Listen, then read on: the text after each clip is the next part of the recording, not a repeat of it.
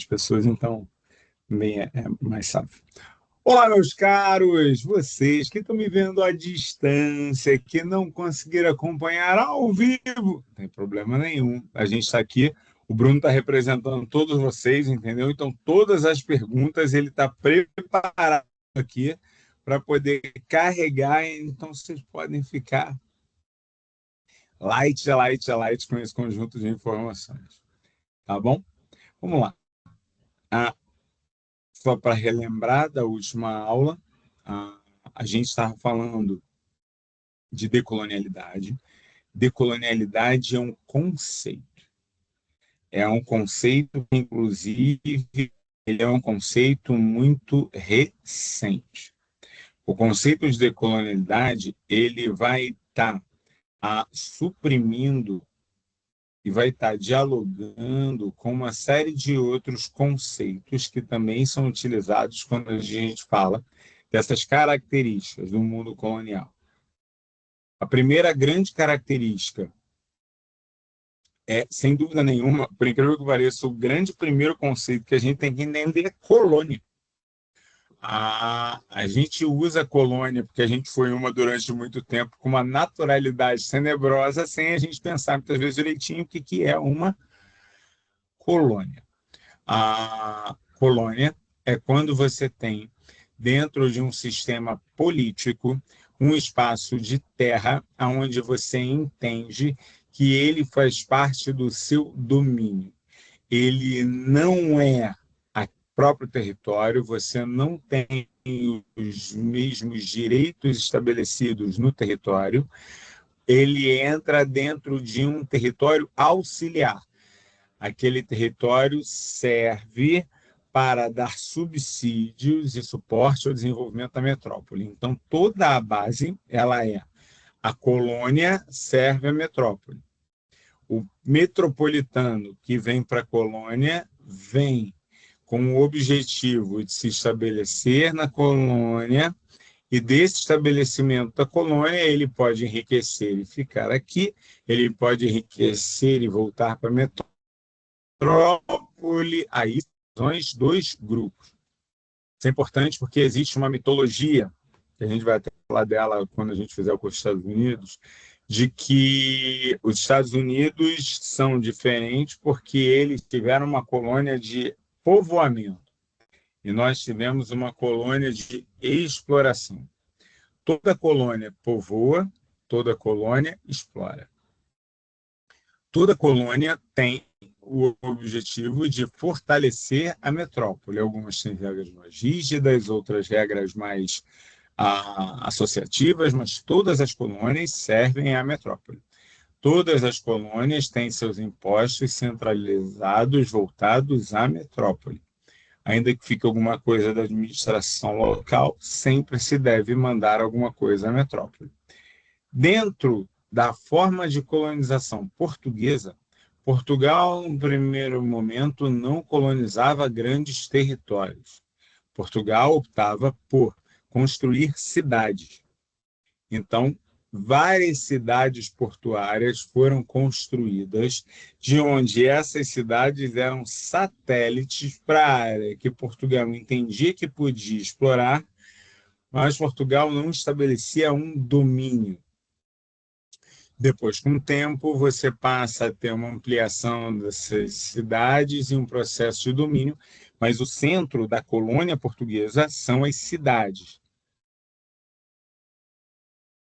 Essas cidades, elas foram criadas dentro do modelo da América Latina com o objetivo de serem a pequenos pontos da metrópole nas colônias. Então, elas viviam aos moldes e à leitura, sempre desse espelho quebrado, desse espelho distorcido. Então, o colonizado ele tem vários fatores de reproduzir o colono, sendo povos indígenas colocados, grupos que vieram escravizados, sejam grupos pobres de europeus que chegaram de diversas regiões, seja quem for, objetivo, o centro do objetivo, passava necessariamente por essa característica. Essa característica se manifesta de três movimentos. Um, grupos de colonizados mantêm, quando são elite, um relacionamento com a metrópole. Então, você estuda na metrópole, você se veste como na metrópole, você é recebido na metrópole, isso te dá uma notoriedade.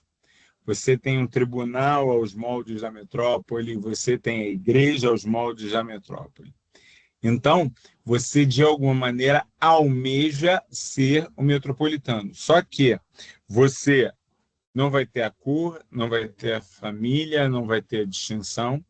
Então, você, na colônia, pode assumir uma condição de ser o mais próximo que tem da metrópole. E você é reconhecido por seu valor. Tem uma imagem do Debré que ela é perfeita para poder explicar isso.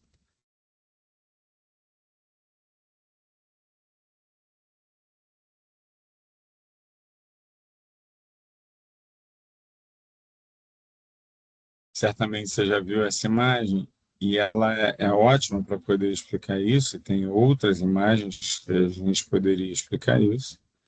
Deixa eu botar ela na tela grande para todo mundo poder ver aqui depois. Essa imagem. Isso é uma gravura do bebê, né?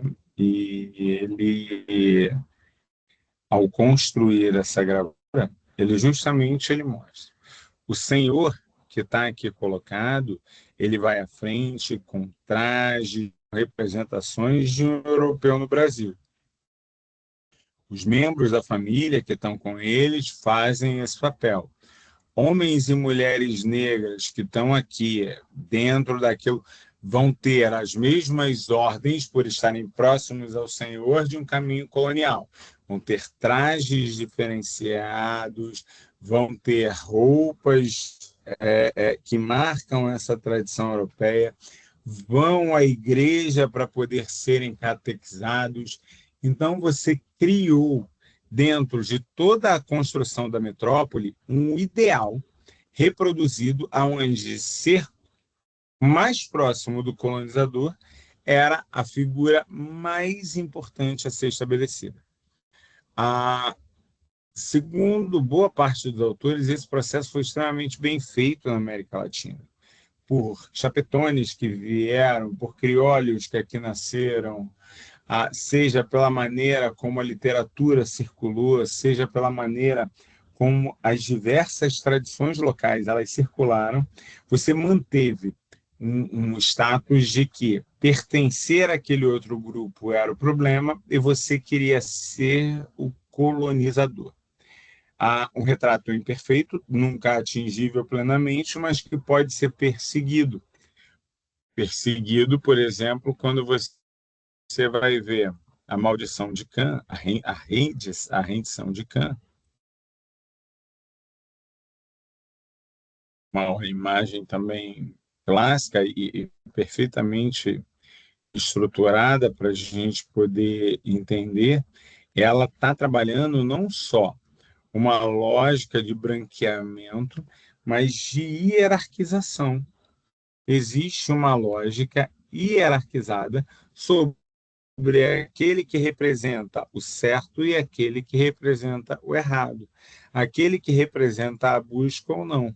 Repara, a mulher, a matriarca, a avó, agradece aos céus, a criança abençoa.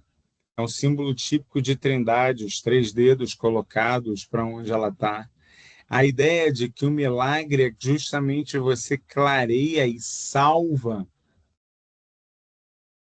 que você se aproxima da conta de ser colonizador. O fato, por exemplo, do Brasil, Uruguai e Argentina serem países com massas de populações brancas, muitas vezes chamam a atenção, porque a gente imaginou, pela nossa tradição escolar, que ficamos sempre brancos. E não era verdade. Durante boa parte do nosso período colonial, boa parte das pessoas, das populações que circulavam durante boa parte do XIX, as pessoas e populações que circulavam, elas eram populações mestiças, ou negras, ou indígenas. Durante o século XIX, você pagou altas quantias para que você pudesse trazer essas famílias para cá para ensinar civilização. Tem uma história de uma cidade aqui no Rio de Janeiro, não sei se você conhece, Porto Real, Bruno, de Resende. Está me ouvindo, Bruno? Não, não conheço, não. Sou eu que travei? Tá me ouvindo, não? Não sei se eu que travei. Você está me ouvindo bem ou está travando as coisas aqui? Ouvindo bem. Eu tô travado? Então beleza. Você tinha dado uma travadinha, mas voltou. Agora está se mexendo, está tudo normal. Foi justo na hora que eu perguntei, a tua voz chegou e em nenhum momento foi visto. Mas agora ficou normal. Acho que estava ali, tu estava na atenção, a câmera falou assim, vou trabalhar, não, vou. A cidade de Porto Real tem uma história que eu entendo, eles contam com muito orgulho sobre a colonização de italianos ali. E aí, eu fui estudar um pouquinho dessa colonização de italianos. O governo brasileiro contratou uma professora, descendência italiana, para ir à Itália, para escolher pessoas que pudessem ser pagas para vir com um navio subsidiado para chegar no Brasil, receberem terras, receberem suporte para poder se estabelecer. Elas iam para Florianópolis, Florianópolis teve um surto de uma determinada doença, elas ficaram em Porto Real e é uma das primeiras colônias brasileiras de imigrantes ainda em 1850. Aí você para pensar, você tem a dos suíços, que é parecida, você tem em São Paulo, você traz chinês, você traz japonês, você queria qualquer coisa, menos ser brasileiro. Então a gente acabou criando um fenômeno que é de uma colonialidade do pensamento. Tem uma história muito legal do Marechal Hermes, em que o Marechal Hermes ele era casado com Dona Orsina da Fonseca, a Dona Orsina morre, ele fica viúvo e ele se casa com a Baronesa de Tefé. A Baronesa de Tefé era musicista, tocava, parceira de Chiquinha Gonzaga, enfim. E ela, no Palácio Itamaraty, que era então a casa do governo brasileiro, ela faz um sarau e toca o corta-jaca. Eu não sei se você já ouviu o corta-jaca. Faço questão que para ver se te parece tão assustador assim.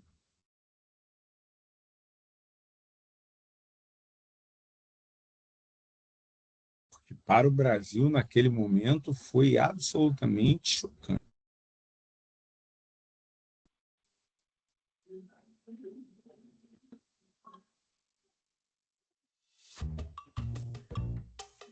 O Google Ads nos ajudou a alcançar mais pessoas.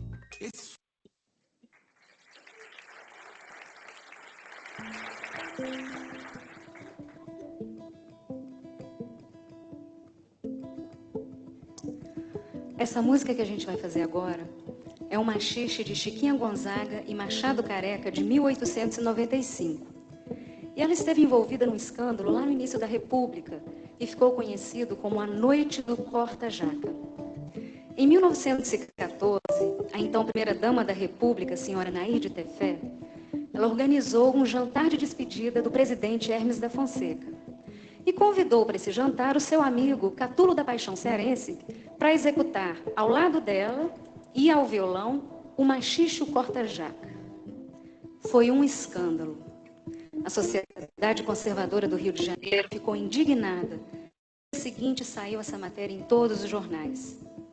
Rui Barbosa, que era senador da Secretário Político de Hermes da Fonseca, fez um discurso inflamado no Senado, dizendo que o machixe era a dança mais baixa, mais chula, mais grosseira de todas as danças selvagens, irmã gêmea do cateretê, do batuque e do samba. E é por isso que nós vamos fazê-la.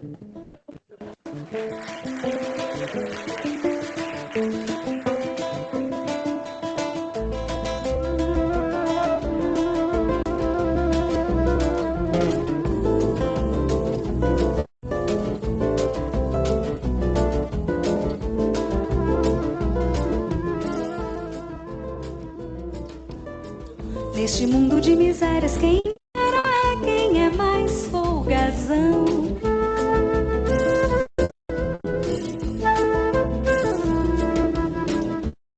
É quem sabe cortar jaca nos requebros de suprema perfeição, perfeição. É quem sabe cortar jaca nos requebros de suprema perfeição.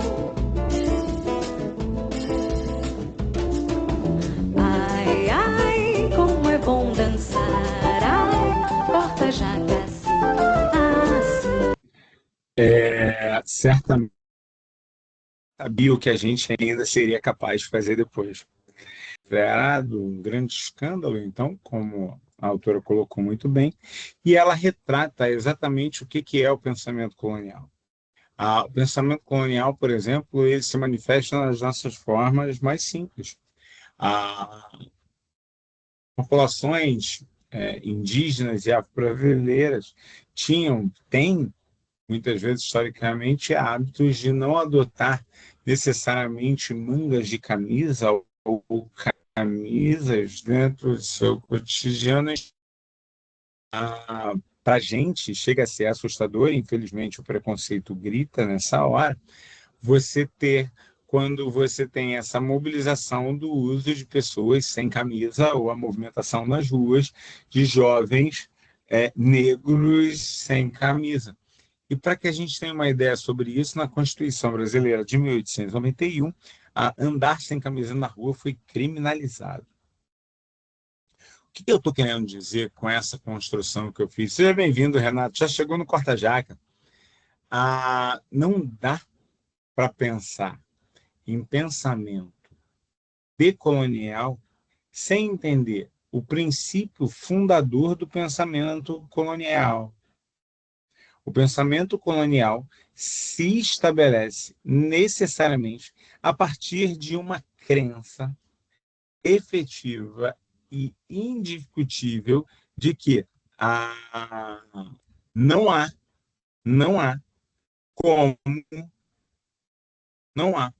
como você pensar de nenhuma maneira a organização política e social sem você criar um padrão. Esse padrão é colonial, ocidental, europeu, cristão, com vários elementos dessa moral. E eu não estou exagerando quando a gente tem dificuldade até de explicar isso. As pessoas olham, por exemplo, a cultura japonesa, e aí, ao verem atitudes, por exemplo, como na Copa do Mundo, em que eles recolheram as coisas, o que deveria ser o mínimo,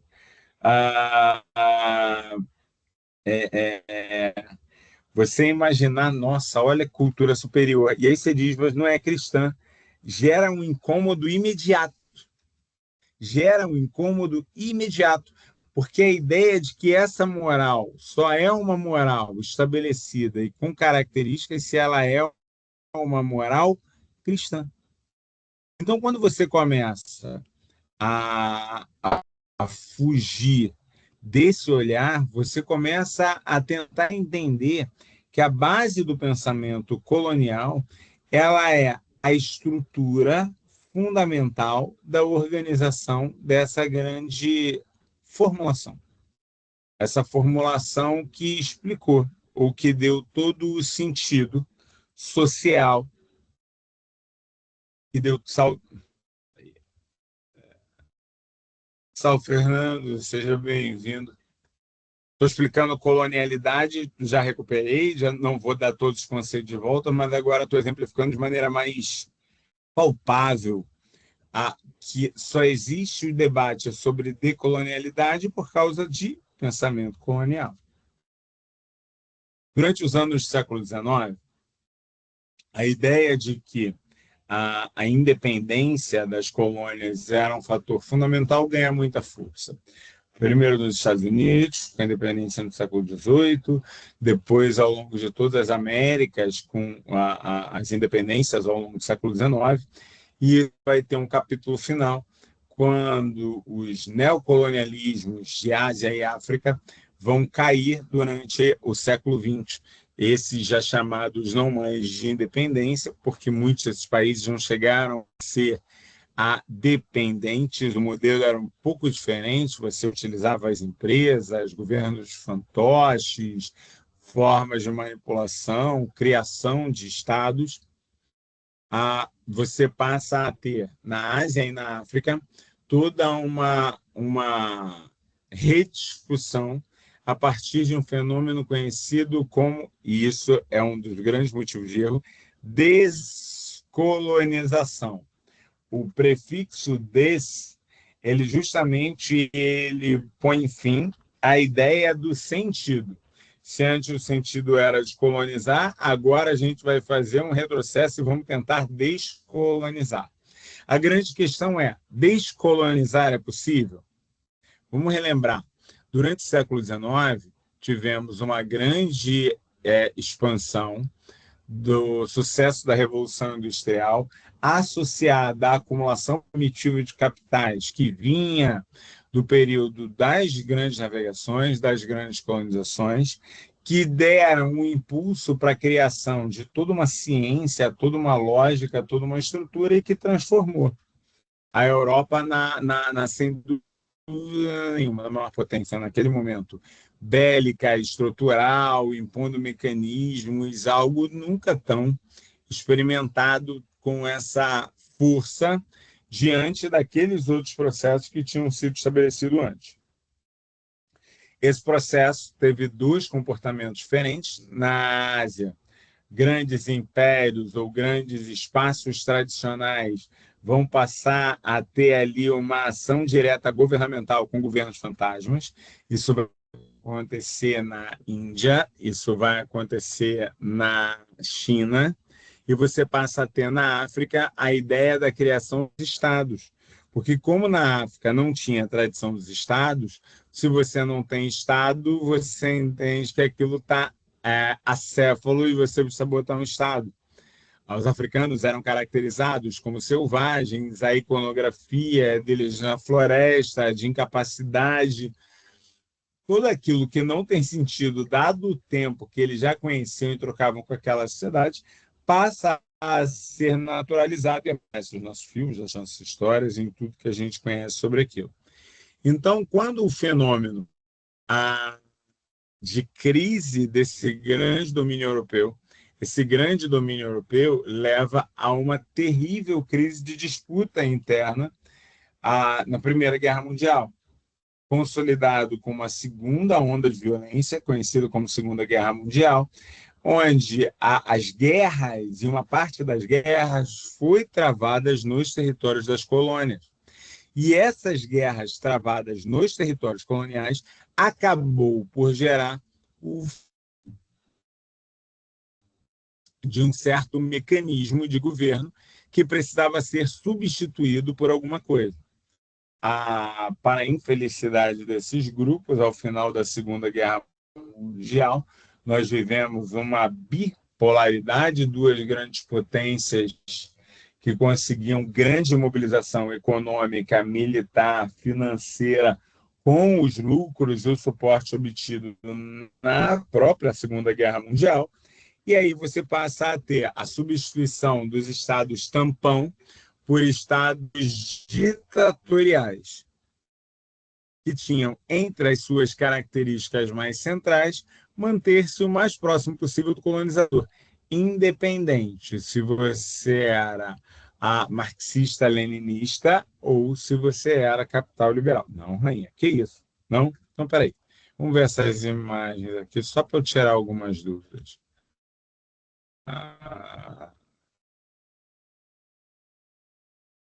Um minutinho, cena, o último rei da Escócia. Esse ditador existiu de fato, que era a cena do desfile.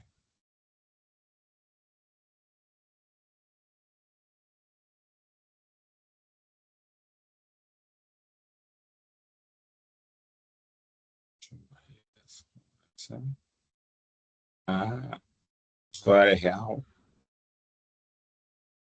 baseado em fatos reais, né? Importante isso. Quem não conhece o filme vale a pena. Diga, Fernando, antes de eu colocar o filme.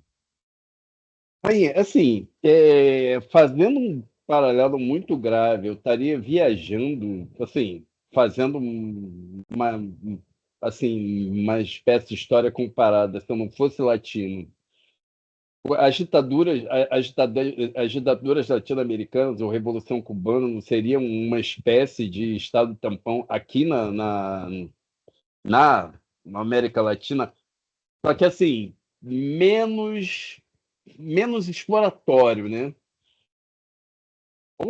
Não, na verdade foi a mesma Ótimo. exploração, essa é a verdade. A exploração foi a mesma. Não tem muita. É, foi a mesma coisa, só que. Mas com fronteiras mais definidas, com Uhum, identidades mais organizadas, porque a nossa condição é mais antiga. Para mim, é o único motivo. Tá? Antes que a gente tente criar qualquer juízo de valor, não preciso criar nenhum juízo de valor.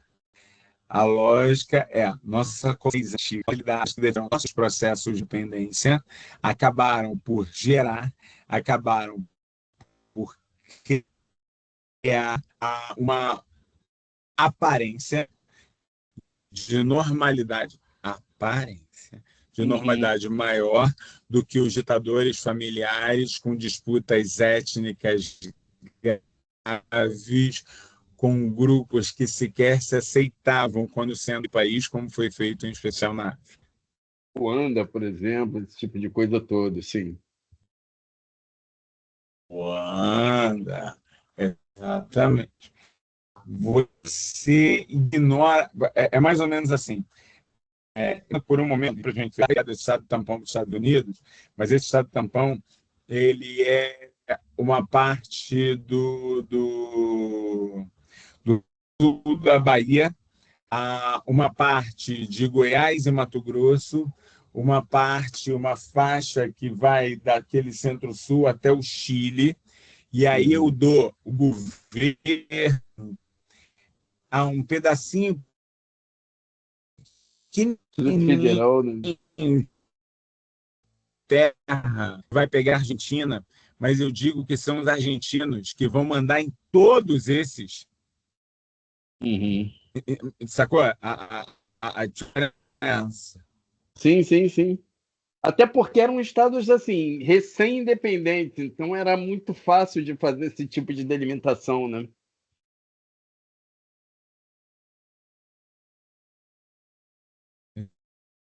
Mágica luta política perfeita. No momento ainda não tinha passado pelo processo de identidade, tinha passado somente. Qual é a nossa primeira definição? Antes de qualquer outra coisa, eu não quero você aqui. Você discutir, você famosíssimos. Você pega Moçambique, Portugal, não querendo liberar os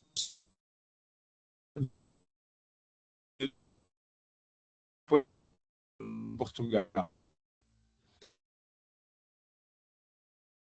Com Samora Machel, uma disputa fratricida entre aqueles grupos, em que aqueles grupos que são de etnias diferentes, que estavam ali, que eram territórios diferentes, mas que passam a ser parte desses grupos apoiados pelos Estados Unidos, parte apoiado pela União Soviética.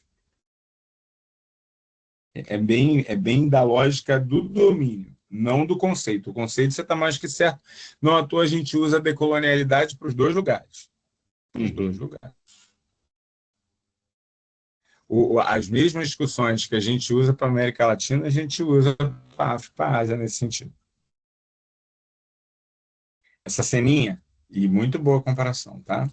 Essa ceninha é uma cena da Escócia, uma cena pequena, tem outras, aonde você teoricamente está mostrando esse contraponto. Então eu vou afirmar o tempo, traje a fala, a estrutura, vejam como está.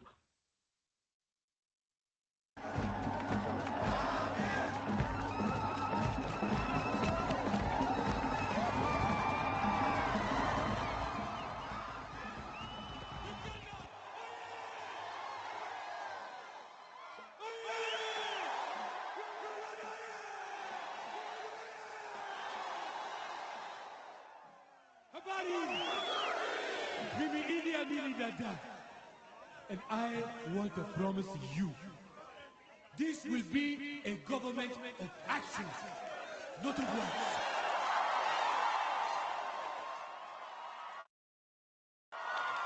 We will new schools, new roads, and a new houses. I may wear the uniform of a general. O jogo de contradição está no uniforme e na maneira como ele vai administrar. Vai ser um governo tremendamente feio, ao mesmo tempo com uma ideia de que ele era ou traz alguma coisa que foi perdida. Não de uma etnia coletiva, mas de uma etnia que interessa a ele dentro de determinado processo. Esse processo e esse debate vai estar aparecendo, e aí, Fernando, olha como é que é isso mesmo. Durante todo o século XIX, você passou a ter nas Américas um muito grande dentro sobre como você vai definir as fronteiras da América Latina. Como você vai definir... 19. E aí, dentro dessas disputas do 19, a América Latina vai construindo os seus mecanismos, estruturando as suas fronteiras, não sem traumas. Então, por exemplo, quando vocês olham aqui eu utilizo o meu mapa de cabeça para baixo, vocês já devem ter reparado, tem que nada de cabeça para baixo. Eu utilizo da maneira onde eu quero ver a América Latina. E aí você consegue perceber exatamente o que eu estou querendo explicar. Depois das independências da América Latina, a ideia de que uma unidade, ou uma identidade, ou uma etnia, ou uma organização, ela chegou é uma grande mentira. O passado colonial, ele deixa repúblicas jovens, frágeis, muitas vezes controladas por elites locais, herdeiras diretas de uma lógica colonial. As fronteiras são qualquer coisa, menos naturais. Nas Américas também. São resultados de guerra e arbitragens europeias e interesses econômicos. O Brasil toma fronteira de um monte de gente, mas deixa isso para lá. Pensa, por exemplo, na Guerra do Pacífico, 1879 a 1884, Chile contra uma aliança, ainda Peru e Bolívia. O motivo? Controlar uma área de salitre e nitrato. O resultado? Chile expande sua costa e o Peru perde território. A Bolívia perde saída para o mar. Até hoje, quando você olha para o mapa, a Bolívia carrega essa cicatriz e fica um país muito mais pobre dentro da América Latina porque não tem o que seria uma óbvia saída para o mar. Então, quando você começa a perceber esses mecanismos talvez eles não consigam vencer, Fernando, e aí melhorando a resposta, ditadura chilena, argentina e brasileira são em estados muito estáveis. Então eu tenho uma elite que eu pude escolher de direcionar, ela governou para mim. Disputas como a do Paraguai e na Bolívia, a Guerra do Chaco em 1932 a 1935, você tem dois países pobres com populações indígenas gigantescas que vão ser massacradas. Elas vão se matar por um território que se acha que teria petróleo nele. O mais interessante é que os dois exércitos de populações indígenas de sociedades paupérrimas financiados por companhias americanas. Os dois exércitos.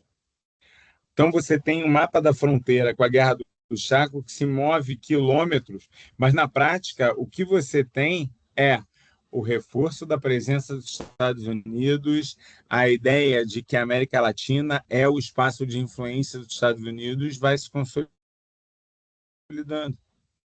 Então, Se eu disse mais ou menos para o que você falou da América Latina, é só porque eu tenho que situar um pouco mais atrás. Você está acabando de...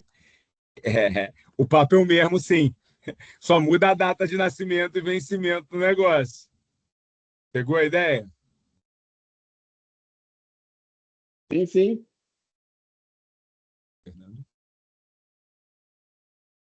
Eu gosto muito dessas guerras.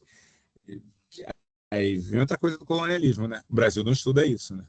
A gente sabe que a doutrina Monroe e não sabe, nossos alunos não sabem o que é a Guerra do Chaco. Mas não vou entrar nessa área hoje, não. O que é a doutrina Monroe?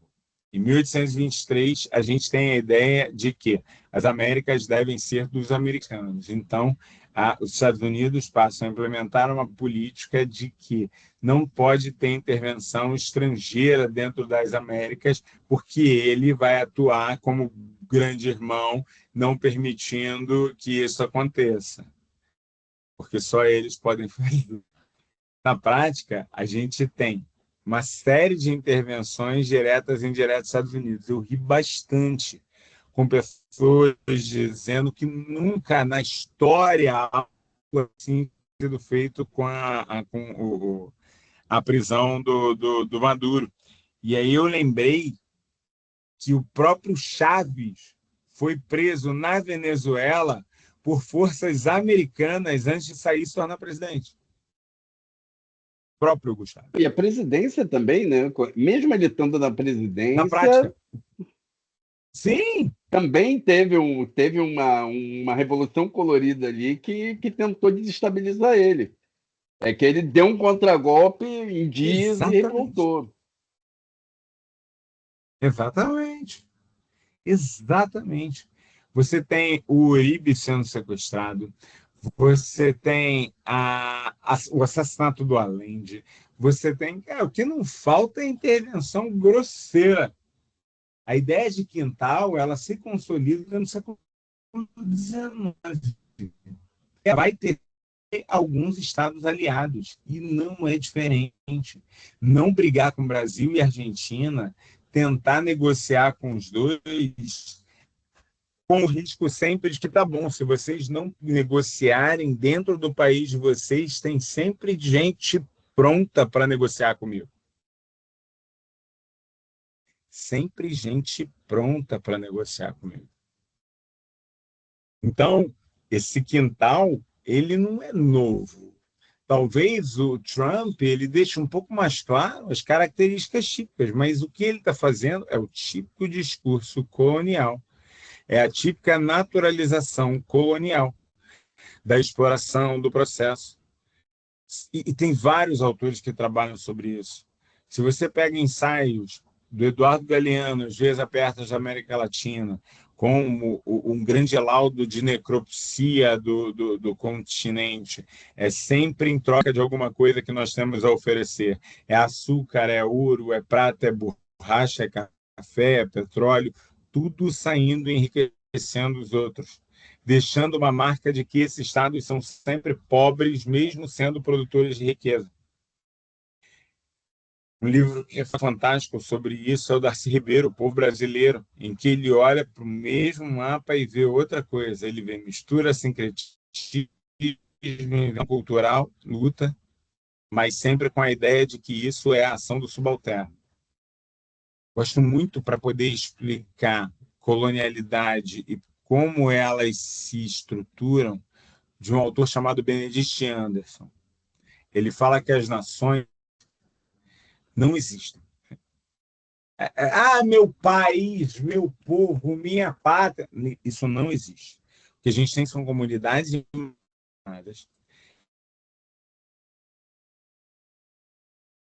símbolos, formas, identidades para que se mantenham.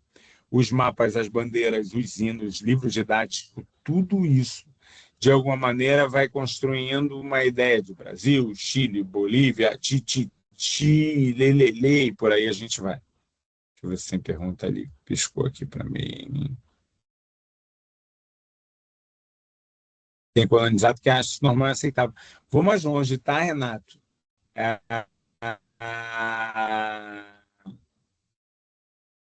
Então, o colonizado acha isso normal e aceitável.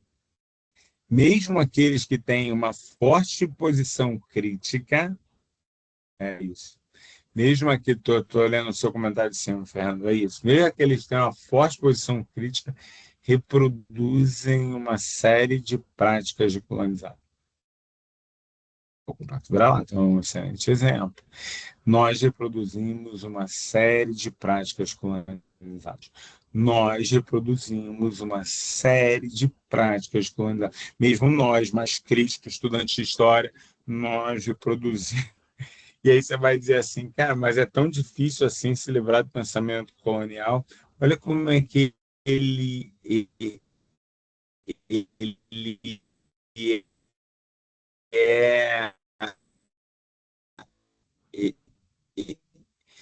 ele quase dá 200 anos assim. Ele está pronto completo. Se ele não estiver pronto completo, você não joga, não.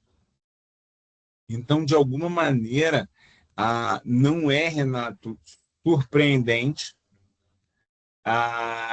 homens negros reproduzirem violências e frases e identidades sobre o quanto o grupo, a raça, a forma são inferiores, mulheres reproduzindo homens, seus papéis, suas formas, ou quando vão para uma posição mesmo feminista, vão numa posição reproduzindo uma série de violências masculinas como princípio, porque é a comunidade imaginada, é a fé na comunidade imaginada. Não, se agora eu tenho domínio, eu tenho que agir como meu dominador.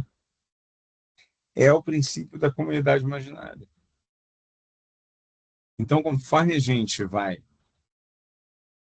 navegando por esse negócio, a gente vai conseguindo mapear um pouco melhor essas forças, um pouco melhor a reprodução. Produção científica, estou estourado na primeira aula da colonialidade. Universidade, diploma, títulos. Vamos desmontar isso tudo. Sociedades, comunidades imaginadas não se desmontam assim tão rapidamente. Muita gente perguntou como foi os dias seguintes na Venezuela. Do mesmo jeito que seriam os anteriores. Uma boa parte com medo, receio e tal, e por aí vai. O que a gente está falando? O que a gente está chamando a atenção? A gente está querendo justamente entender que para que funcione o colonialismo, tem que funcionar a construção da identidade do colonizador.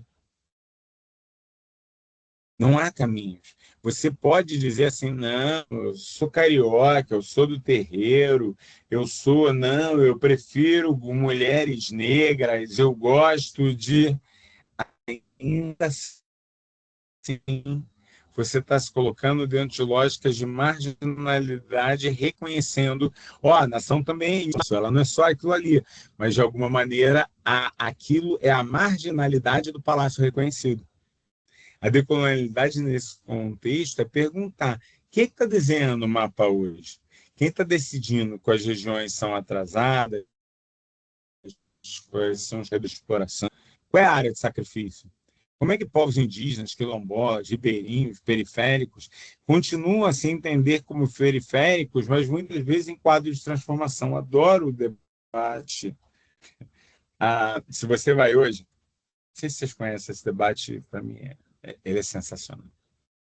Se você vai hoje, em grande parte das comunidades quilombolas, existe uma crítica de que aquelas comunidades se dizem quilombolas, mas não são quilombolas de verdade. E um dos principais fatores é que a religião predominante é o protestantismo. Regiões de matriz, ou de neoprotestantismos, ou de... Aí você vai dizer o seguinte, não, mas aí é verdade, né, rainha? Se você não está dentro dos cultos, então você não é. A identidade é só isso? O colonialismo não chegou ali, não? Grupos indígenas que estão dentro das diversas sociedades deixam de ser grupos indígenas? Por que o judeu não deixa de ser judeu? Eita. Por que o judeu não deixa de ser judeu e outros grupos deixam? Como é que funciona isso? Funciona exatamente por conta destas construções, destas contradições. Então, quando você tem uma propulsão desse pensamento. 1947, 2 séculos de dominação britânica chega ao fim. Ele derrotado.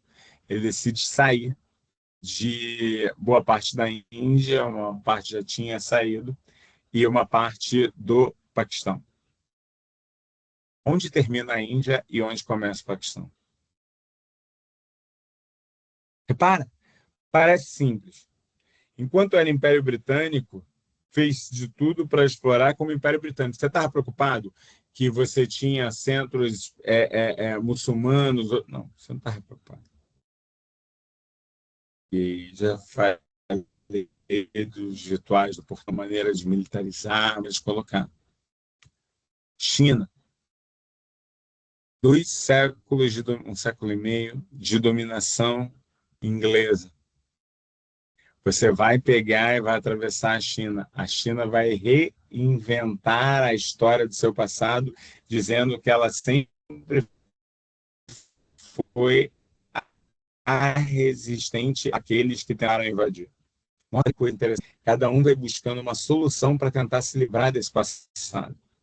A China passou a se entender como o Império do Meio, o centro da civilização. Uma burocracia sofisticada, letrada, uma economia poderosa, em que ela, uma vez vencida, o ópio pelos ingleses, uma vez tendo as forças dos tratados iguais, uma vez que... Mas isso não é a história da China. Isso é muito interessante. Você entra num apagamento. Não sei se vocês já ouviram falar disso. Isso não é explicado, isso não é trabalhado. Tiveram? Não sei. Tiveram aqui? Ah, os mongóis também construiu a moral. A gente resiste. Você trata a ideia de século da humilhação, um trauma, mas funciona como ferramenta política. Essa atual repete esta conta. Nós fomos humilhados, fomos partidos, fomos atravessados. Agora é a vez de nos reerguer. Nós nunca fomos. É uma negação absoluta do colonizador. Essa negação absoluta do colonizador me ajuda a entender muito Mao Tse-tung. E a maneira como Mao Tse-tung vai conseguir, com um discurso partindo do campo diferente do discurso do proletário, de uma maneira muito forte. A Grande Muralha fica como símbolo. Originalmente, ela era um conjunto de fortificações de vários períodos históricos. Hoje, ela é a metáfora nacional da China, é a foto oficial como líder, com o líder estrangeiro, é a muralha.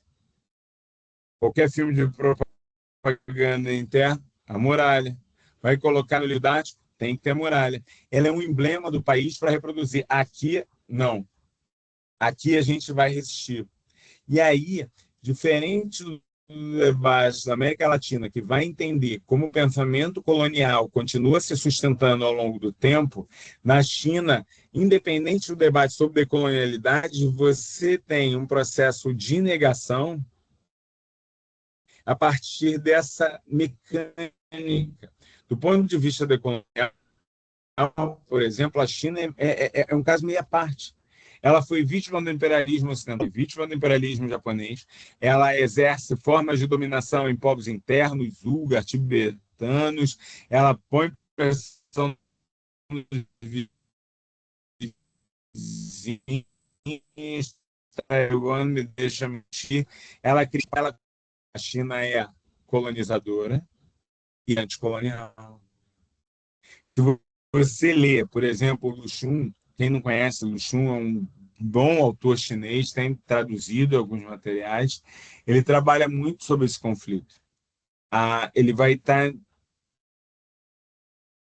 depois de um momento apático, fragilizado, A China nunca mais se permitiu voltar àquele estado, nunca mais se permitiu a trabalhar com uma modernização a moldes de. Ela sempre trabalha com um mecanismo. Rainha, não é uma visão meio romântica? É óbvio que é. É uma visão de uma construção decolonial idealizada, puxada pelo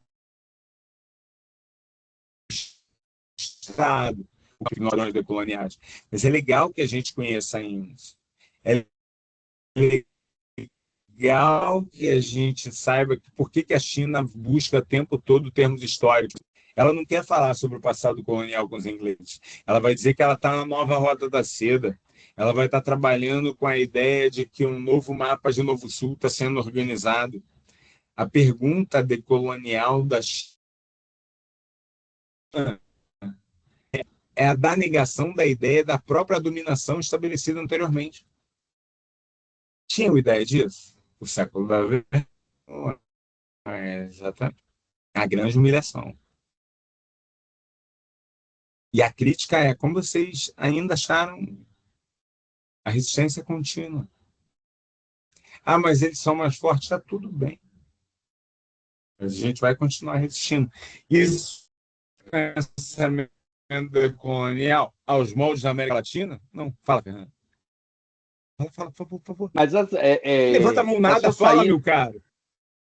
Não, essa saída da China, na verdade, ela não é uma, assim, não é uma forma de, assim, eu acho que é uma forma bem mais eficaz do que o que a gente atua aqui, né? Com a elite ainda sendo a intermediária da exploração, e na América Latina e na África o pessoal ainda intelectual universitária sendo a altura do discurso decolonial, desculpa, com a elite intelectual universitária sendo a autora do discurso decolonial e não o discurso popular.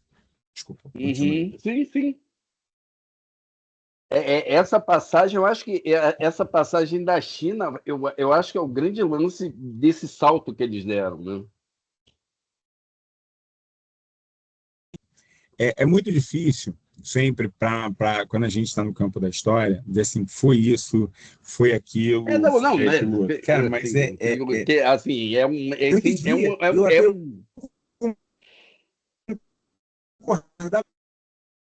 vou concordar com você, mas a gente sempre pode traçar hipóteses. Era isso que eu ia falar, a gente sempre pode traçar hipóteses. E essa hipótese de que essa maneira de lidar com o próprio passado, eu posso colocar também que o tempo, a forma, mas essa forma de lidar com o próprio passado, ela vai ter lá a sua eficiência de uma maneira que, porra, a gente tem que ser maluco de dizer que aquilo não tem certo sentido. Claro que tem. Se é possível, se é viável, se é bom, sei, mas, cara, que tem ali um negócio, pô, tem.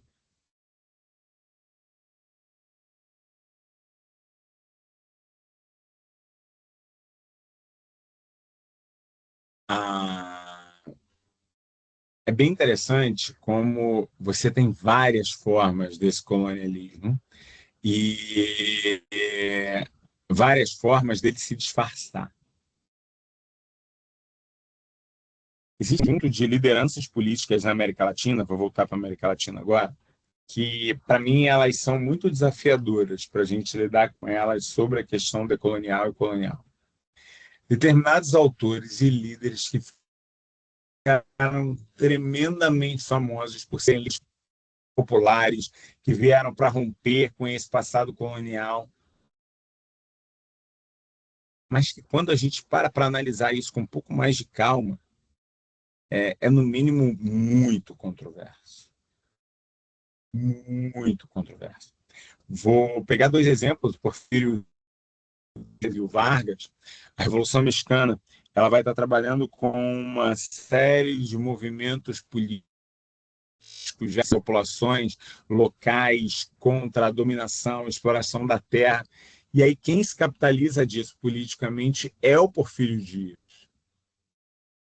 No Brasil, os levantes dos tenentes, da organização e a pressão que vai ser estabelecida nos anos de 1930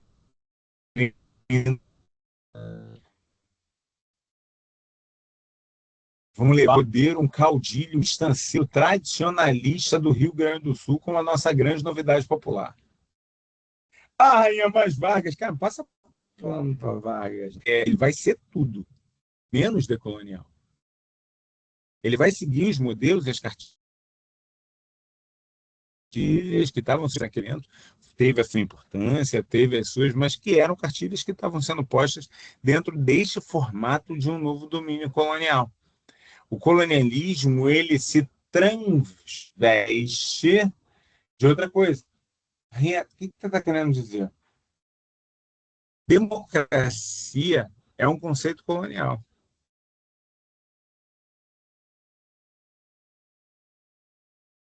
Democracia é um conceito colonial. Tudo bem, mas é um conceito colonial. A ideia de toda uma estrutura que vai beber intelectuais iluministas de maneira que se organiza e que vai estar presente na nossa sociedade.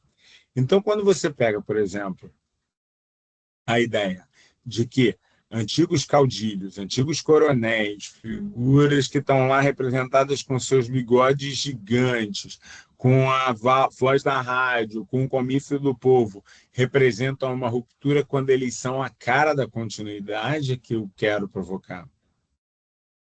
Depois da independência, muitos países da América Latina, eles mostraram fragilidades enormes, enormes. E aí você tem lutas de ditadores. Juan Manuel Rosas, na Argentina, Porfírio Dias no México, Vargas no Brasil, todos eles, de alguma maneira, eles representam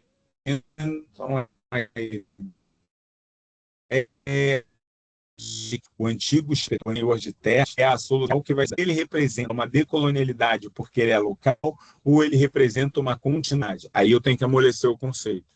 Eu não devo me fechar desesperadamente no decolonial, e retirar a influência colonial. Desculpa, não é nem possível. Decolonial é ter essa lógica dos movimentos.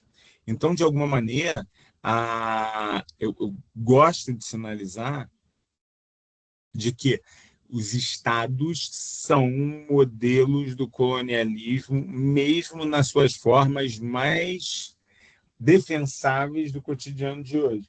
Estados federalistas, com burocracias racionais, com dinâmicas democráticas, são fruto de mecanismos históricos coloniais que a gente consegue entender esse papel, ao mesmo tempo que a gente continua esperando o antigo senhor, o antigo caudilho, o antigo salvador presente nessa questão. Foucault ele ajuda a gente a pensar nisso, colocando como o poder, como o poder se transveste, ele vai virando metamorfo, e de alguma maneira aquilo vai reproduzindo esse poder. Esse poder não é exercido lá da ponta, ele é exercido no dia a dia, ele é exercido na pequena prática, na escola, no comportamento da política cartorial, na fiscalização, no papel de que o homem deve ser forte, no papel de que não é luta de verdade. O populismo, ele de alguma maneira, e aí, desculpa, mas os modelos populistas, muitos. Os modelos populistas os modelos populistas estão longe de ter parado do passado. Modelos populistas, o que eu estou chamando, não é necessariamente uma forma de governo popular, tem o carisma e o reconhecimento do sujeito que faz com que ele seja aclamado pela população. Então, sim, Lula tem característica populista, o governo Bolsonaro tem características populistas.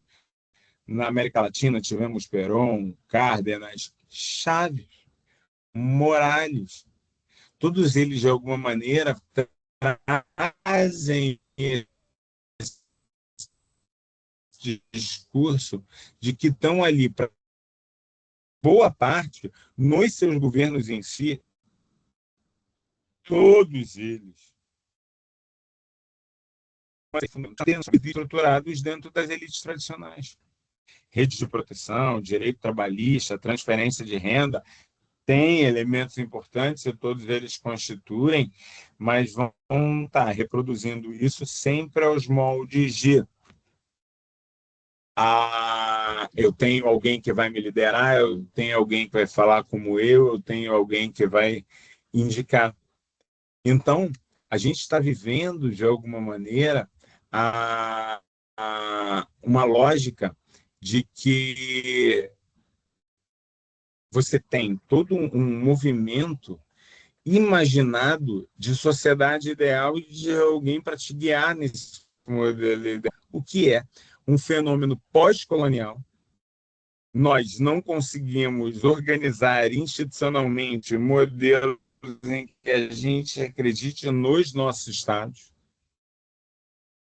E dentro dessa ausência de lidar com os próprios estados, dentro da ausência de lidar, eu estou preocupado com os próprios interesses. A lógica colonial trabalha, então, o poder vem da metrópole. Então, eu tenho que negociar com a metrópole. O pai João, a ideia de um escravizado que puxava o saco do senhor, vem, não, poder dele é lá que eu quero estar. Você passa a ver essa lógica pós-colonial, é de um Estado fragilizado, onde você, diante do entrelaçamento do capital externo, das elites internas, dos corpos populares e das maneiras das pressões externas, isto é base do sistema e da continuidade do sistema colonial. Aí, o que a gente falou lá na primeira aula, quando você falou do professor que não curte o rótulo é imaginar que o colonial tem a ver somente com a ideia de que não, eu rompo com tudo que é do colonizador. É uma visão evolucionista. Eu estou falando dos sistemas que se apropriam e da maneira como a gente lida com esses sistemas dentro da nossa sociedade. Pegou?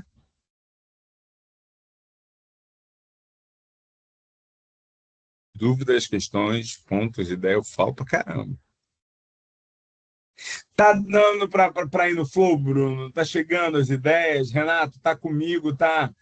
Fernando, como é que tá aí? Tá entendendo meu argumento para trabalhar esse conceito? Eu não quero ter ele dentro dessa moldura, eu quero ter ele de propósito, mole.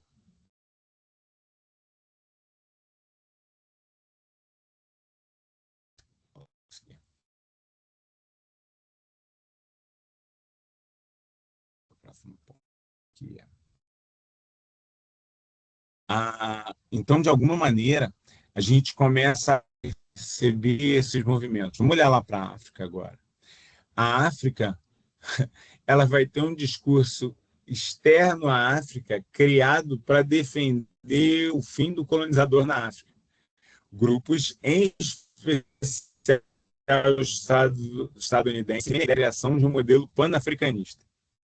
Depois da batalha, depois da partida de Berlim, das décadas de dominação, a ideia de que a África toda deve se unir contra o domínio colonial, como se esse padrão ele tem sentido do ponto de vista de populações da América. Descendentes, colocados, com uma identidade que se misturou dentro da África. De alguma maneira, a gente está percebendo que o pan-africanismo ele tem boas intenções. Ele não quer que cada país tente se salvar sozinho. A colonização foi contra todos e é necessário reconhecer o papel de lutar contra o inimigo comum. Vai ter força dentro da própria África, em especial em estados que estavam mais organizados, como o Gana. Tem um livro interessante chamado A África Deve Unir-se, do Kwame Nkrumah, Kwame Nkrumah. Kwame Nkrumah.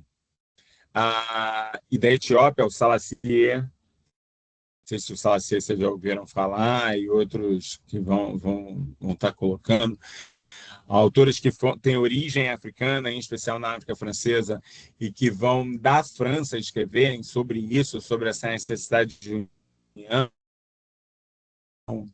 Dubois, César, mas a gente tem que ter um cuidado de lidar com isso. Então, por exemplo, tinha propostas que não têm nem sentido, como a criação dos Estados Unidos da África. É uma criação que ela está olhando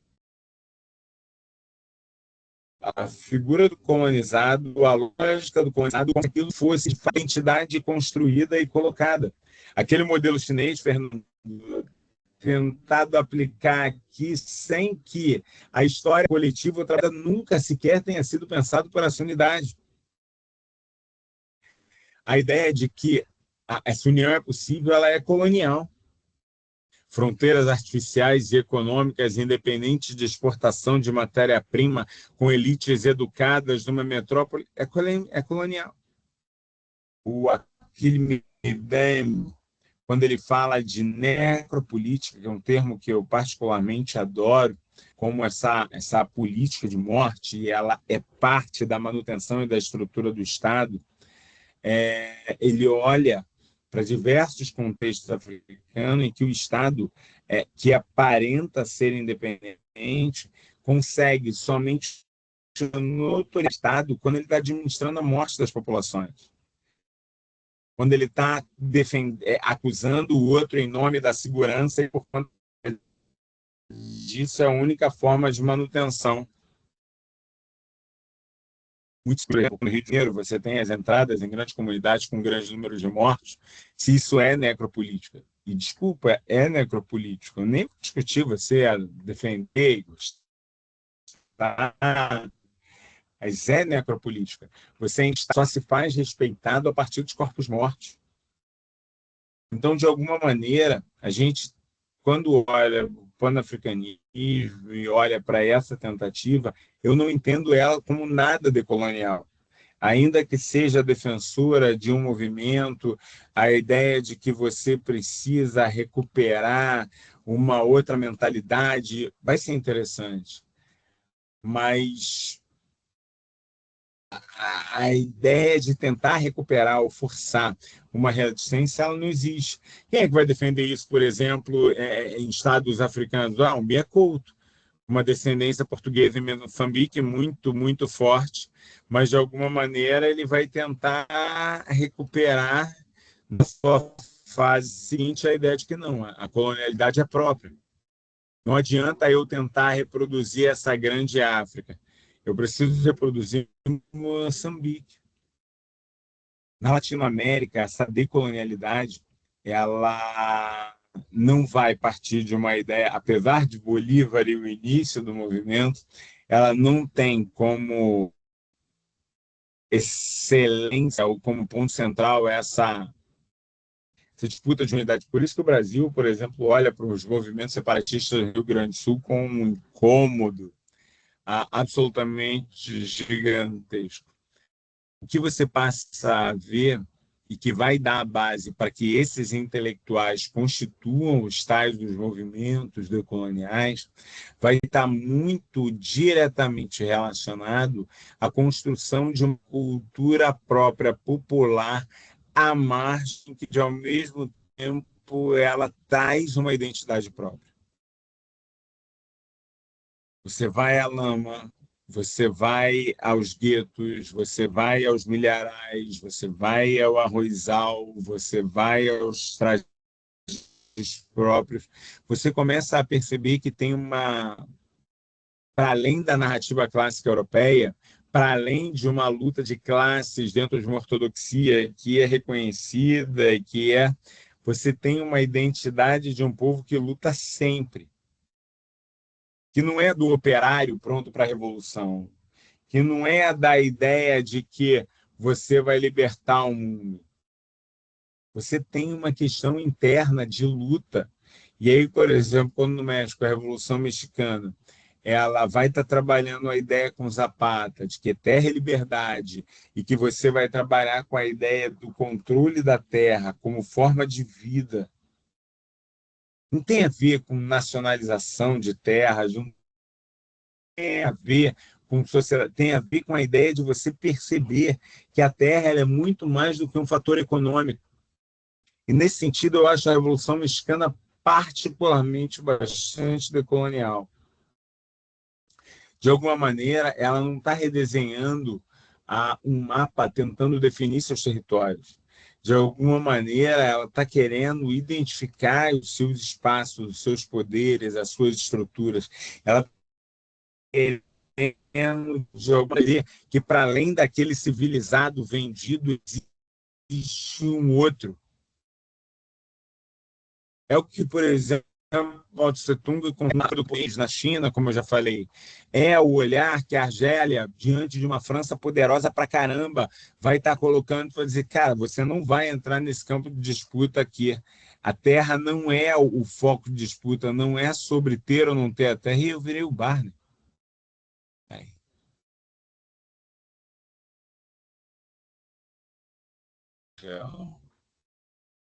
Fanon seria um bom modelo, um excelente modelo.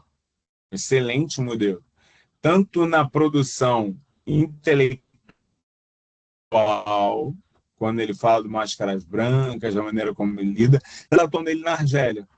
Tanto na atuação dele, Fernando, quando ele está diante dos quadros das disputas da Argélia, enquanto ele está buscando novos modelos que se afastem daqueles movimentos, porque de alguma maneira ele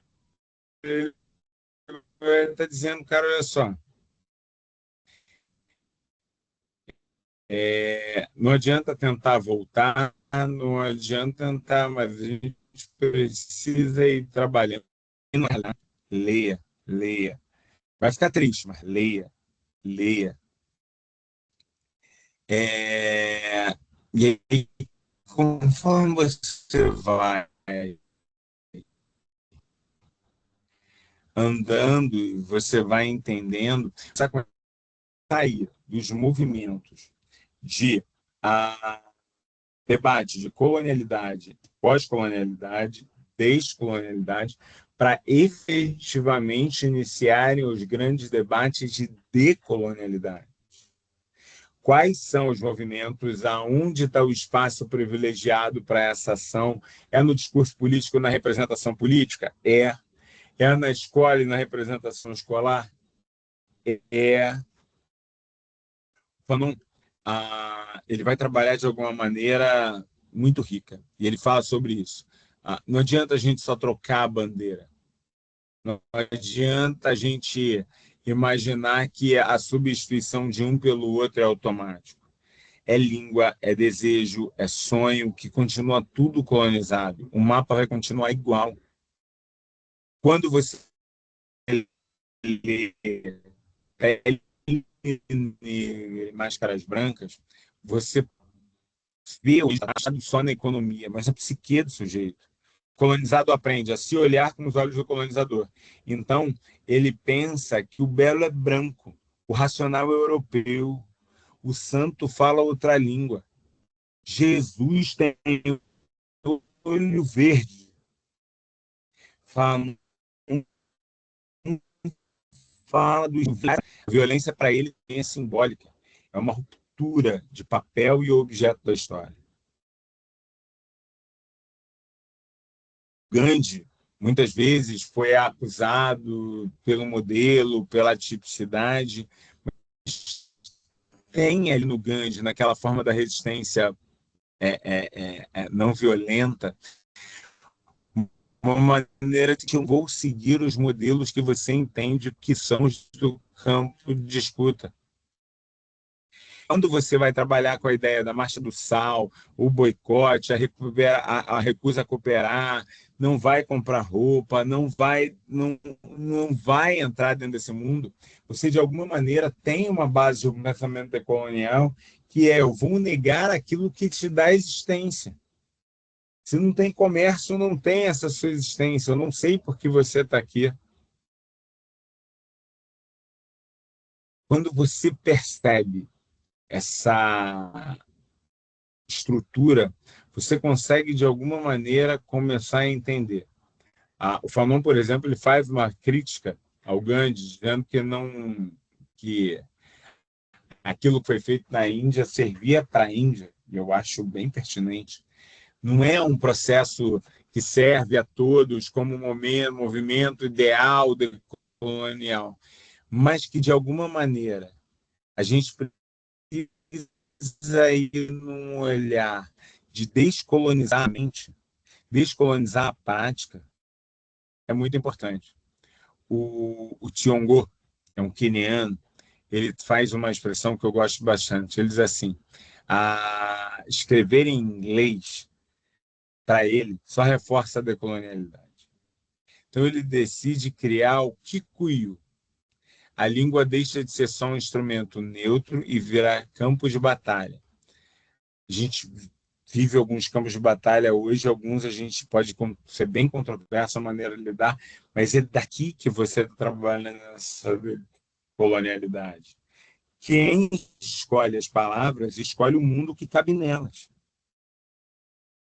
Você... Peraí, deixa eu ler aqui, que eu acho que o comentário foi legal. Eu tive vários casos de ratinho vindo de crianças pretas, claro que já. E as crianças reproduzem o que aprendem em casa, na rua, no lar, na vida. Repara, a primeira criança, Renato, que é uma criança preta odeia, ela mesma, muitas vezes, ela reproduz isso. A primeira que ela odeia é ela mesma. A minha esposa teve, durante muito tempo, muita dificuldade quando vi o censo passar aqui. Eu falava para ela, eu negro. Ela fala assim, você não é negro. Eu falei assim, meu irmão é negro?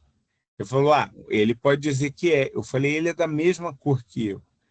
Ele falou assim, mas o cabelo do meu pai. Eu falei, é identidade, é etnia, eu sei de onde eu vim. Você é mestiço. Ok, já é um termo bem ruim, mas beleza. Eu preciso entender o específico, o grande, e o geral. Não. E quando eu consigo equilibrar, eu consigo entender que vai depender da comunidade. É uma comunidade com maioria branca, com a chegada de nordestinos, é uma comunidade com uma precariedade, não, são um processo diferente. Cada um desses movimentos ajuda para que a gente vá entendendo esse movimento. A Conceição Evaristo, quando ela vai do projeto Escrevivências, ela está justamente colocando a ideia de fazer algo semelhante. Escrever do ponto de vista de mulheres negras, faveladas, descolando o centro da narrativa, que hoje pode ser trabalhado como por prática de escolar, prática. Você vê. Não adianta você tentar buscar aquele outro lugar, tem um lugar de onde você vem. E quando você vê desse lugar, você começa a entender por que o Freire escreveu Pedagogia do Oprimido. Ele está dando atenção do papel da educação. Ele disse, olha, desculpa, a educação, da maneira como foi criada, ela nunca foi um instrumento de ruptura. Ela é um instrumento de colonialidade. A educação é a colonialidade do saber. Como é que eu saio do processo de domesticação da educação? Que eu faço um processo de uma educação libertadora. Mas é o mesmo modelo? Não. Não. Senão a escola vai repetir só o ponto de vista do dominador. O oprimido aprende a concordar com o opressor. Quando você propõe uma educação decolonial, não é, de novo, tolamente negar tudo aquilo que vem do colonizador, não. Mas é começar a buscar que tem linguagens, tem outras formas, tem outras interpretações de mundo. É fazer o aluno se perguntar a quem essa história serve. Adoro perguntar isso. A quem essa história que eu estou contando aqui serve? Para quem ela está de joelhos? Quando você consegue entender esses mecanismos, coisas vão ficando mais fáceis. Você consegue entender, por exemplo, como as narrativas e os discursos estadunidenses são parte do próprio problema constituído e elaborado, não tem a ver com a presença de populações oriundas da África, tem a ver com a interpretação e o discurso e a narrativa que foi construída. Aqui no Brasil, o Jorge Amado, quando ele escreve a Bahia Popular, o Darcy vai tentar entender o povo brasileiro, eles estão tentando, de alguma maneira, entender o que é nosso, o que é colonial. Nosso é aquilo que é específico diante daquelas trocas todas você estabelece, que pode ter vários elementos coloniais, vários. A produção e a naturalização do modelo colonial é que não é aceitável. É esse o tal do movimento do decolonizar a mente. Pode ser mais direto? Que bosta é essa de decolonizar a mente? Desconfia de teorias universais. Ah, não, a natureza fez os homens assim, mais fortes para... Ah, não, doces, delicadas e perfumadas. Ah, não, é porque homens negros são mais fortes, mulheres. Ah, não, porque o frio ele permite com que sociedades se desenvolvam melhores. Desconfia das teorias universais. Discute, porque mesmo aquela que está naturalizada veio também desse país. Busca outros saberes, outros conhecimentos. Conhece os saberes indígenas, você sabia que tem saberes europeus, ocidentais, ou o que seja. Reconhece saberes afrodiaspóricos. Discute sobre a questão de povos camponeses, periféricos.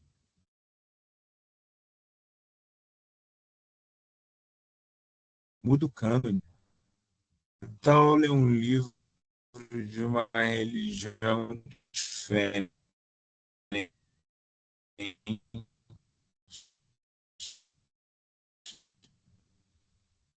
Rico, que tal, por exemplo, que tal conhecer um autor indígena? As músicas e vinhos, o que está sendo discutido? A gente precisa recusar a ideia de que só vale, por exemplo, na academia, e a gente faz muito isso, autores homens ingleses e vindo de grandes universidades europeias ou africanos, europeias ou estadunidenses. O resto não vale. Aí eu não faço isso. Dá uma olhada nas tuas biografias, me diz se você não tem um monte de professor fazendo isso. Quando você abrir e ler um pouquinho de Lélia Gonzalez, entender um pouquinho sobre como é que esses mapas foram desenhados e redesenhados, e abismos que, de alguma maneira, abram outras visões, de alguma forma. Eu acho que discutir decolonialidade é justamente a gente tentar entender que eu não quero apagar o passado do dominante. Esse a gente já conhece. Eu quero que a gente possa conhecer um pouco mais de Conceição Evaristo, Eliane Potiguara, Davi Copenau, Sueli Carneiro. Todos eles escreveram, pintaram, desenharam. Vocês conhecem todos eles? Vocês já leram alguma coisa deles? Já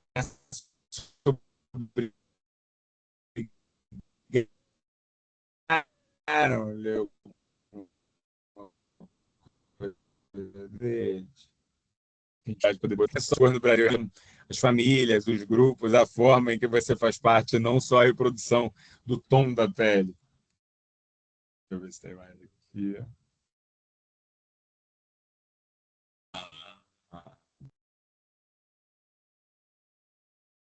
Acho que do que eu tinha separado, o ritmo foi bom, a gente acabou que não teve tanta interrupção, muita coisa. Publicar artigo lá fora também é mais valorizado pela academia. Porra, tem um monte disso e a gente tem que ler. Cara, agora aproveita os novos caminhos que tem. Fala assim, eu quero 5 autores árabes do Gabão. E vai ler. Vamos conhecer outras possibilidades. Por que não? Por que não? Olá, meus Na caros. literatura, Dúvidas, pontos, ideias, questões. Fala.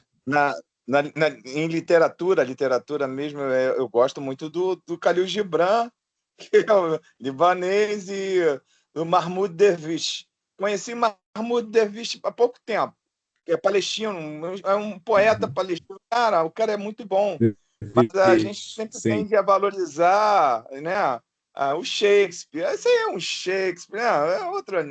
Até na literatura é assim, né? Uma coisa se vem do lado de fora, da Europa, estadunidense, é sempre mais valorizado. Quando vai para os países mais, né, os colonizados mesmo, né, a gente vê que é até pouco conhecido. Quase ninguém conhece, né? A gente conhece muito mais. Até aqui no Brasil, a gente conhece muito É mais pensamento coisa colonial. vinda dos Estados Unidos, né? Em todo sentido. A parte cultural, nossa, a gente sofreu uma lavagem Claro. cerebral.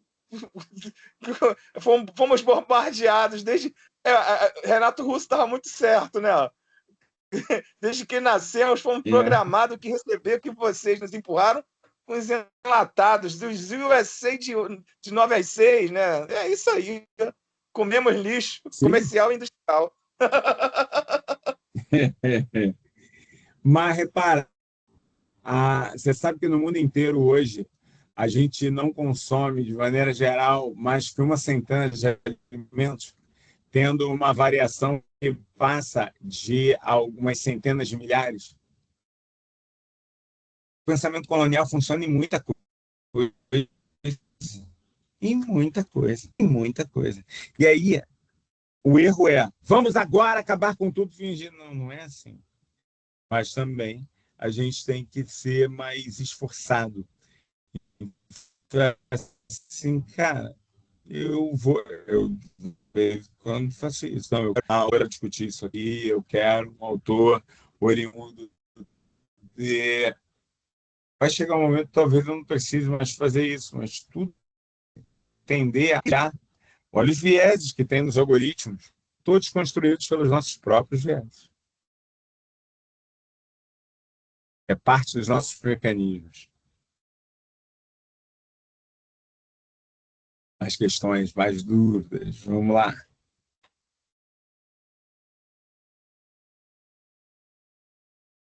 Nada mais. Olá, Fabiana, nem tinha visto você aí, seja bem-vinda. Cheguei atrasada, mas estou por aqui. Cheguei atrasada, mas estou por aqui. Não. Tá muito bem. Se tiver dúvidas, por favor. Ih, Rainha, não vi nada, mas pô, tinha uma curiosidade daqui, a gente responde também, não tem problema nenhum. Eu quero que você repita aí mais. Desculpa, eu quero que você repita mais os dos autores que você falou, que alguns aqui realmente eu não conhecia, não. Estou até anotando aqui para conhecer melhor. Repito, deixa eu pegar minha listinha aqui, porque eu deixei uma preparadinha específica.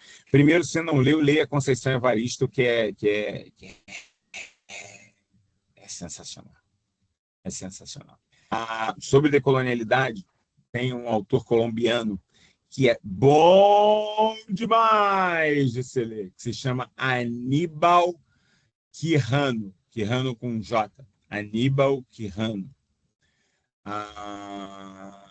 Dentro do mundo da literatura, Lélia Gonzalez,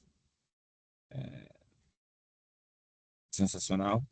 Africanos, que eu gosto bastante, o Necropolítica, que eu indiquei, é o Akili Mbembe. Akili é com CH. Akili Mbembe. Máscaras Brancas, Pele Preta, Máscaras Brancas é o que eu mais gosto, mas tem outros ali que são necessários. Eu gosto muito das obras de arte, da representação que o Copenaua faz. Eu gosto dos materiais técnicos da Sueli Carneiro, do debate que ela faz.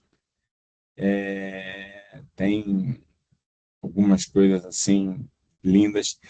Da parte do teatro, tem um monstro, um cara, nossa senhora, bom demais, chamado Abdias Nascimento, aonde o Abdias Nascimento, eu adoro quando ele fala assim, cara, eu vou fazer o que eu quiser, não tem isso.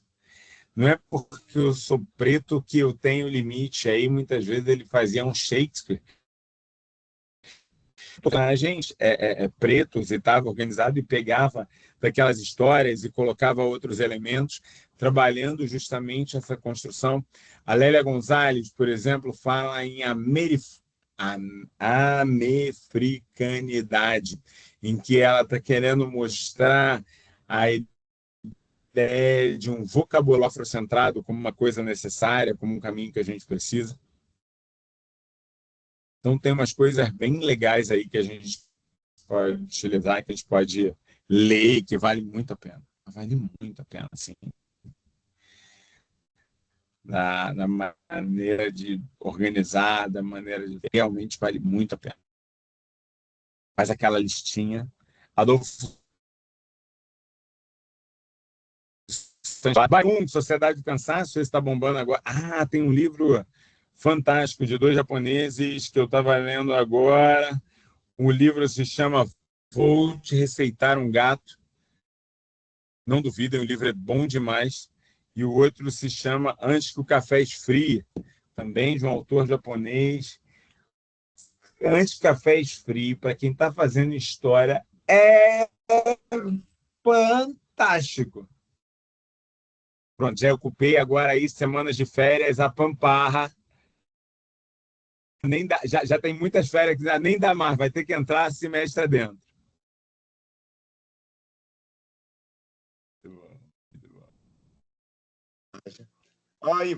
Tem uma exposição daquele. Lá no CCBB, está saindo de cartaz, que é daquele cara que eu te falei, que fala do. Ele meio que se rebela dos rótulos, né, de luta racial, mas de um jeito assim. Uhum. Porque na cabeça dele, por exemplo, o fato dele utilizar o bronze para fazer o trabalho dele é como se fosse um ato de resistência também, porque ele representa figuras do povo, com material que é do europeu, né? Metal nobre, ali é uma cultura, né, colonizadora, mas o que ele produz, né, em termos de personagens, né, fala das lutas, né, dos povos pretos, né?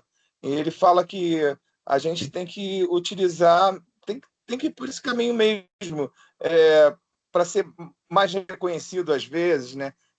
Mas eu, assim, não concordo tanto com ele, porque tem coisas que eu acho que se você tira ali do lugar onde é produzido uma expressão cultural, por exemplo, tipo o charme aqui, isso já é uma coisa meio diferente disso, né? Mas se você pega o baile charme e leva lá para a Zona Sul, sai dali de Madureira, você perde muito da essência daquilo. Você está gourmetizando um negócio que é daqui. As pessoas vão ser outras. Tudo. Vou falar igual o velho Bezerra da Silva. Preciso te dizer que o Morro do Galo é Ipanema também. Não é fácil, é mais complexo, lá também tem outras coisas, mas eu entendi a tua lógica. As meninas até foram do CCBB. Tem um baile Black Bomb. Trabalhando pesado, não consegui, mas Baile Black mas charme também, né? Mas lá no CCBB, cara, gourmetizou muito o negócio. Eu fico muito mais. Eu acho que é muito mais raiz mesmo o negócio aqui em Madureira. Apesar de a gente dançar um negócio que é né, americano, né? É tudo americanizado, mas a gente se apropriou daquilo ali. Pegou pra gente. A colonização. É isso. A apropriação, mecanismo, adaptação. Cultura é isso, meu caro. Cultura nunca está imóvel. cultura nunca Não. tá igual. É por aí. Muito bom. Com certeza. Muito obrigado pela troca uma vez mais. Paguei minhas dívidas de dezembro. Eu vou ver se eu faço uma livezinha amanhã aberta, se vocês quiserem, sobre imperialismo, que eu acho que o pessoal tá querendo muito, mas não sei se eu vou conseguir. Mas qualquer coisa, eu acho que daqui a maioria já está garantido no curso semana que vem, e lá a gente fala mais, história dos Estados Unidos, vai ficar maneiro. Pô, legal, legal. Ah, Fechado? viu? Achei um vídeo, cara, hein, Rainha? Uma dessas ativistas aí do ICE, né? Questionando um indígena americano. O que esse cara tá fazendo aqui? Tipo, caraca, é muito viagem. O pessoal lá é meio tapadão, né? Vi um indígena norte-americano, o cara tá lá desde muito antes deles. A mulher querendo. Não Pô, é, o que esse cara tá fazendo aqui? não é tapado, não. Porra, É discurso. caraca, gente. Ó, É pior do que o discurso. Buffalo Bill. Pior do que o Se eu Buffalo sou Bill. superior e eu me estabeleci, você não está extinto, por quê?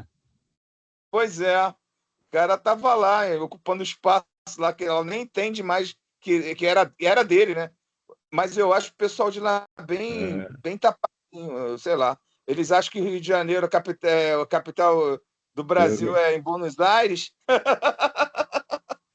Ai, ai. Mas valeu, obrigadão aí. Valeu A a gente vai aula de trabalhar um hoje. pouquinho sobre isso. Tem raiz, tem Vamos, raiz. tamo junto. Tá bonito.